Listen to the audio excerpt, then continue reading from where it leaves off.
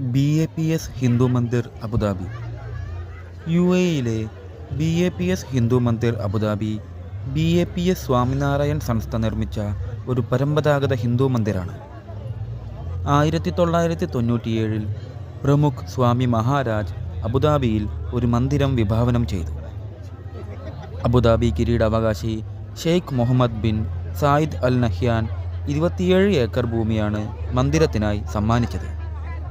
ശ്രീകൃഷ്ണൻ, ശ്രീരാമലക്ഷ്മണൻ, അയ്യപ്പൻ, പരമശിവൻ എന്നിങ്ങനെ ഒരുപാട് പ്രതിഷ്ഠകളുണ്ട്. 2024 ഫെബ്രുവരി 14 ഉച്ചകഴിഞ്ഞ് നമ്മുടെ ഇന്ത്യൻ പ്രധാനമന്ത്രി നരേന്ദ്രമോദിയും സ്വാമി മഹാരാജിനുമൊപ്പം മന്ദിരം പൊതുജനങ്ങൾക്ക് സമ്മാനിച്ചു. ചൊവ്വ, ബുധൻ, വ്യാഴം, വെള്ളി, ശനി, ഞായർ എന്നീ ദിവസങ്ങളിലാണ് മന്ദിരം പ്രവർത്തിക്കുന്നത്. രാവിലെ 9 മണി മുതൽ രാത്രി